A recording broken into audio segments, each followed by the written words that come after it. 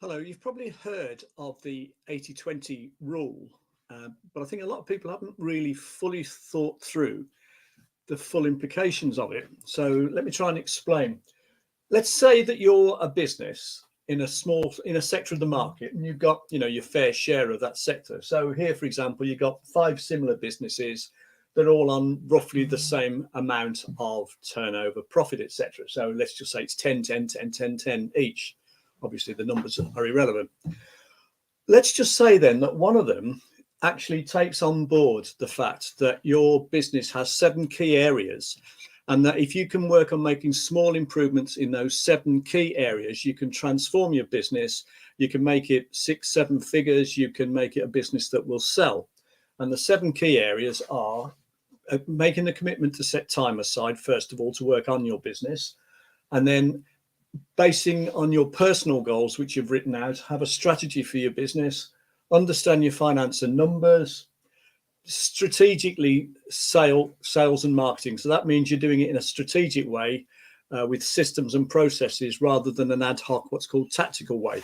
Most people do tactical marketing. So strategic marketing, strategic sales and marketing. Making your ops as efficient as possible and making sure that you're delivering what your ideal customer wants as well as possible. So improving your operations, working with people as the business gets bigger and bigger. That could be teams within your own business. It could be outsourcing. It could be understanding suppliers and customers better, huge area. And then systemizing everything. The more of this that you can systemize, the more you have a business that you can sell if you ever want to. So let's just say that one business takes that on board more than the others do. And the others are quite happily doing what they've always done. And that's where you get the quote that says, if you always do what you've always done, you don't actually get what you've always got. And this is why. Because the company or the business that takes this on will start to improve. And when it starts to improve, word will get round. And when the word gets round, customers will start to move towards them. And that's the 80-20 rule. Now, even if this was in a growing market, so let's just say that this is a really vibrant market where the overall market doubles. So instead of 5 lots of 10, 50, you now got a market that's worth 100 of whatever it is we're talking about. So the market doubles. But even then, under the 80-20 rule, you've got this thing called the tipping point, which has been written about, which is where you get beyond a certain point and people become aware that one business is significantly better than the others. And then they start to tip over. So here you've got a market that's doubled, but you've still got the 80-20 rule working. Well, now what would happen is in even this bigger market, this one business will have 80% of it, which is 80.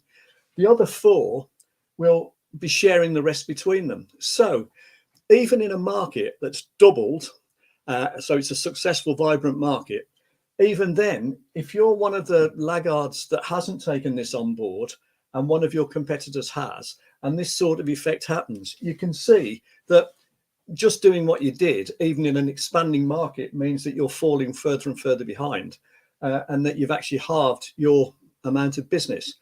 And I don't think most people realize that. I think most people, they realize the 80 bit, but I don't think they realize the implications of the other 20 being shared between the rest, because it's not just that the lead company goes up to 80, but all the others, their business is, well, not quite decimated, but severely curtailed, shall we say.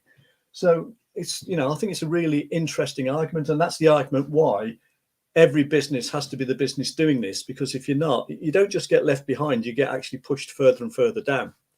If you think that's interesting and you wanted some other videos to look at, go to bernardkeevy.com. And if you ever want to have a sort of conversation about this, or a phone call or whatever, feel free to message me or feel free to comment.